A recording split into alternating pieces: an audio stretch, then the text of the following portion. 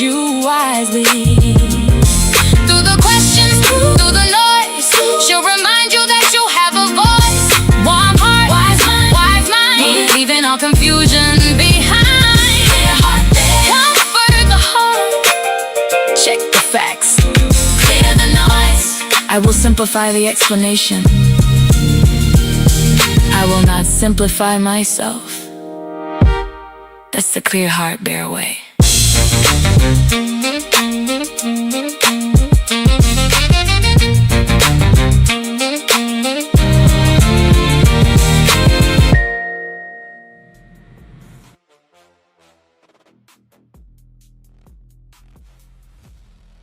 Hello everyone, how are you?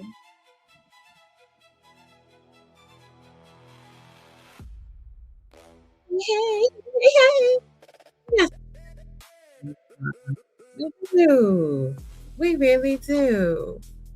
Y'all, y'all see the title. When the conversation isn't worth it. Hello Saida, hello Amanaz, hello Shaq Racking. Y'all please hit the like button. Hey Amanaz, y'all said hey Amanaz. Y'all hit the like button and share it out. So listen, y'all know I leave conversations all the time now. And it's not because I'm angry, and it's not because I cannot defend my position. It's not because somebody hurt my feelings, challenged my intelligence, or said something I did not like. Sometimes I leave because I've listened long enough to realize that the conversation isn't going anywhere. And once I recognize that, like, I don't feel obligated to keep circling the same block with somebody. And I find it very weird that in a lot of conversations in real life and on social media, people feel like you got to keep circling the drain with them. If a conversation is at an impasse and there is no branching of a tree to move forward, why do you have to stay? And why do people really feel like people are like upset or offended? Every conversation does not deserve unlimited access to your time. Sometimes leaving really isn't about the emotional reaction. Sometimes it's the most mindful decision available. So I was having a conversation tonight with someone about like AI music. And you know, everybody's in their feelings now about AI music. What's up, sis? About a good, I don't know, 5 years too late? 5 to 10 years too late. For real, for real. But you know, nowadays everybody's like, oh my god, it's AI music, it's the devil. Essentially. Not really, but you know, I'm being a little dramatic. And they like Loki was like, well, like content creators should use it to like enhance their panel, and then somebody was like, nobody should get a Grammy from AI music. And I'm like, music is kind of music, right? Like, everybody's entitled, hey Uncle Mo, everybody's entitled to dislike AI music. Just like people are entitled to dislike heavy metal, just like people are entitled to dislike hip hop, just like people are entitled to dislike folk music, big swing band, who knows? They're entitled to question it. There definitely are important conversations to have about ownership, consent, disclosure, compensation, and what creativity means in an age of automation. See, because that's what I don't think a lot of people really understand. Like, hey, love, we are in an age of automation. So, like or dislike is not really the conversation anymore. The conversation is people that understand the technology and the technological advances versus those who are resistant to change. But saying it should be limited to one platform caught my attention. Because now we're not just talking about what you personally enjoy, right? Now we're talking about placing a ceiling on what somebody else should be allowed to build, which was exactly my premise and my point. And the fact that that went over the person's head because they were so focused on the merits of AI music, right? They couldn't see the distinction between the two conversations, which is fine.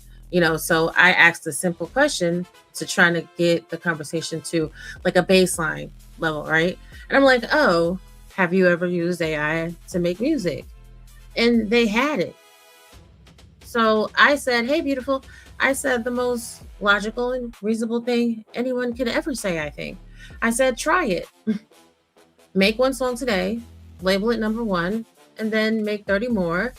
And when you get to song 30, compare it to song one. I think I said 20, but either way, you get the gist, right? Because the level of growth that you should see between the two speaks to the level of work that goes into someone learning how to code, right? Because that's what prompting is. I want y'all to understand that prompting is introduction to coding, quite literally. And not just because any amount of songs will automatically make you a musician, right?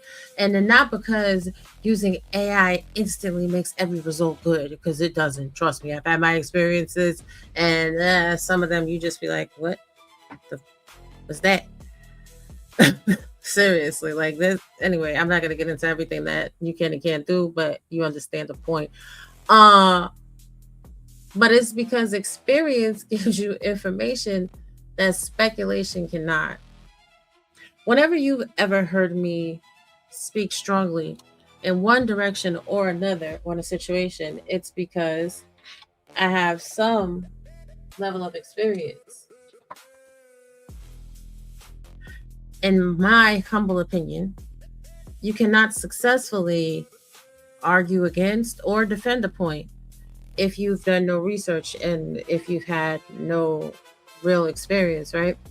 So when you start to get that experience or do that research, you begin to understand the decisions involved. Like you're hearing this background track, you're hearing a lot in this track. There's certain ways to create this and layer this. And then there's decisions where, well, do I put this in? Do I take this out? Do I cut this in? Do I look this? So on and so forth. Anyway, you learn what the tool can do and what it can't do, where it fails, and how much human direction determines the result. Because what another thing that people fail to realize when they're talking about what's real and what isn't, it's humans directing this music. The machine is not generating it itself. Now, you may still dislike it afterwards, and that's cool, but at least your opinion will have met the subject. And this doesn't just apply to AI music, this applies to life in general. But the response remained, well, it's not real. The artists aren't putting work in. And somewhere in that exchange, I realized we're no longer exploring an idea. We're repeating positions, right? That's a very different kind of conversation. And as I travel through social media, I see people all the time having these conversations that people just keep repeating the same position. So there is no moving, right? Either way, there's not one person kind of getting someone to look at it from their vantage point and vice versa. There's a difference between smart questions and strong opinions. Okay? A smart question creates space. A strong opinion often occupies all the available space and then wonders why nothing new can enter. A smart question might be, who owns AI generated music? Were artists' works used with permission? Should creators disclose when AI was involved? How do we protect people from having their voices imitated? What separates intentional creative direction from pressing a button and accepting whatever comes out? Now, see, those are questions we can work with, and those are questions that actually speak to the process. It is not real, doesn't give us much to examine. Saying a sound like soul, that doesn't give us much to examine because sound and appreciation is really always going to be based on the user. It's going to be based on the person that's listening to the song. Because, like I said in the conversation, sometimes people, if they go into a conversation knowing what something is, they'll automatically dislike it just because there are terminologies attached to individual presenting it or within a conversation, right? And I'll save that one for a little later because I'm not really ready to let y'all know about all of that as of yet. But it doesn't also say that something should stay on YouTube, or does it explain why one platform is acceptable while every other opportunity should be closed? That's not curiosity. That's a conclusion waiting for the conversation to catch up, right? But like I said, I've left conversations about relationships. I've left conversations about politics. I've left conversations about parenting, faith, business, social media, personal decisions, all type of stuff. And not because I thought I was better than the other person, and not because I needed to have the last word. I left because, what's up, Steph? I left because I could feel the conversation changing from an exchange into a loop. They weren't listening to understand my position. They were waiting for me to stop speaking so they could repeat theirs. And to be quite frank with you, repetition does not automatically become communication just because two people are still talking. And I think a lot of people miss that in social media, right? Because if you say something often enough, you can brainwash people to believe that it's true. And it's not. It's not. Remember, we're in the age of automation. So when it was the dawning of the age of Aquarius, there was pushback. When it was the dawning of the automotive industry, it was pushback. When it was the Industrial Revolution, pushback, always pushback. Whenever there's a change, whenever there's about to be a major shift in how society interacts in their next level of evolution, there's always going to be these heated conversations, right? And sometimes we remain in conversations because leaving has been framed as weakness. And I'm here to tell you, people are going to always say you ran away and you can handle the debate and you became emotional and you didn't have an answer. Let them. Because staying is not always evidence of strength. Sometimes staying means you've confused endurance with purpose. Yes, the age of enlightenment. Amen, Saida. That's a whole nother topic that the people don't want to talk about, but I am going to be talking about it in my documentary. You understand what I'm saying? I'm going to play y'all a little bit of the intro, give y'all a little teaser for it. I guess I'll just call it the teaser. You understand what I'm saying? But we keep explaining ourselves after the other person has demonstrated that they are committed to misunderstanding us. We keep providing examples to somebody who has already decided that no example will matter. We keep increasing the volume because we do not want our exit to be interpreted as a defeat. But peace does not require the other person to understand why you chose it. Do you understand what I'm saying? Because again, you don't have to win a conversation. You have to outgrow it. Like, and sometimes when you've outgrown something, you just know, like, blessed assurance.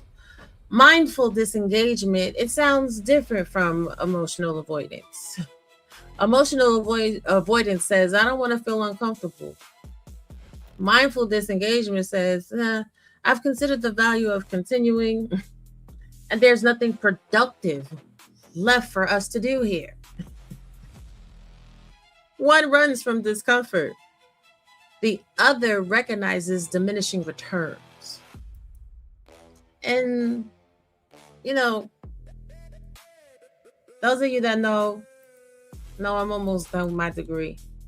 And I promise you, I have been using a lot of different things as case studies, if you will, right? On conversations in the corporate world. And it's allowed me to identify often when an uncomfortable conversation is necessary, when you should be able to hear someone's criticism, when you should be willing to test your beliefs, and that you shouldn't leave every time someone disagrees with you, right? Because that becomes insulation. But the disagreement alone doesn't make a conversation valuable. A worthwhile conversation requires some openness on both sides. Can we ask questions? Can we define what we mean? Can we acknowledge what we do not know? Can evidence affect our position? Can we disagree without trying to reduce one another? And not even as individuals, but even sometimes reducing someone's position. If none of that is possible, then what exactly are we doing? There's a moment in some conversations when you can almost feel the door close. Not dramatically. Nobody has to yell. Nobody has to insult anybody. You just simply recognize that this person did not come to examine an idea. They came to protect the frame they already had. Like the Matrix. Every mind is not ready to be unplugged. Some people are not ready to consider that the world may be changing faster than their current understanding of it. And that's cool. That's cool. Some people do not want new information.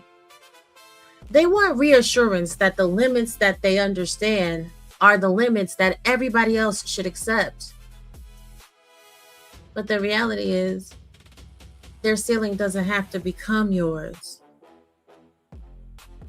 This is a public service address. Some of you are, in fact, living in the age of enlightenment. Cheers to you. And to those that aren't ready to really open that third eye and become awakened. Cheers to you too. See, it's not that conversations should make you angry. That conversation gave me information. It showed me where the conversation could go and where it could not go. And once I understood that, I didn't need to force it forward. Leaving a conversation doesn't always mean the conversation defeated you. Sometimes the conversation has simply completed its purpose. It showed you how another person thinks. It revealed whether there is curiosity. It shows you whether exchanges actually have room to grow. And once you have that type of information, you can make mindful decisions about whether your continued participation has value. And to be honest with you, sometimes the answer is simply no. Not, oh my God, you're so stupid. Not, I hate you. Not, oh my God, I don't like your opinion. Just nope. Nope. This is no longer worth the time it's asking me to give it. Maturity is not proving that you can remain in every room, every argument, and endless debate. Sometimes maturity is recognizing that you have heard enough to make a decision. You can wish somebody well, and you can respect their right to their opinion and their right to hold their position. You can even leave, hey, DJ Genesis. Stop it. Stop it. Ciao. I'm not doing it with her, child. You can even leave open the possibility that one day they're going to see it differently. But you don't have to sit there till that day arrives. I'm telling you right now, ladies and gentlemen, I have never sat still and waited for anybody else to catch up. But sage advice is when people are having conversations and they're willing to be open, especially in this age, in this era. That's a tough word. Because the reality is, Genesis, people just gonna have to agree to disagree. And stop expecting people to owe you audience when there's just simply a standstill. Every conversation not meant to end in agreement. Some conversations end in understanding. Y'all know. Sing along with me, kids. What I need from you is understanding. So simple as 1, 2, 3. You know, I played a song that had that type of run, and someone told me that a human voice couldn't do that. Imagine, if you will, that someone was so intense on believing something was AI, and it actually was a recording of my voice. Shh. Okay, but that's just me having fun with conversations. Sometimes I like to play. And sometimes the understanding simply is you've gone as far as you could go. That's not emotional. That's mindful. And there's simply a difference. Now, as I bid you adieu and good night,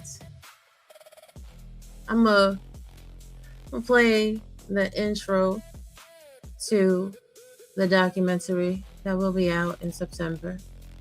You know, make sure you lock in. Hit the like button, subscribe, share it out, hype the video. And if you've watched to this point in the video, type butterfly in the comment field. I'll be hearting every single butterfly. That's our little code. That's our little code and stuff. But anyway, y'all, I love y'all. Take care. Good night.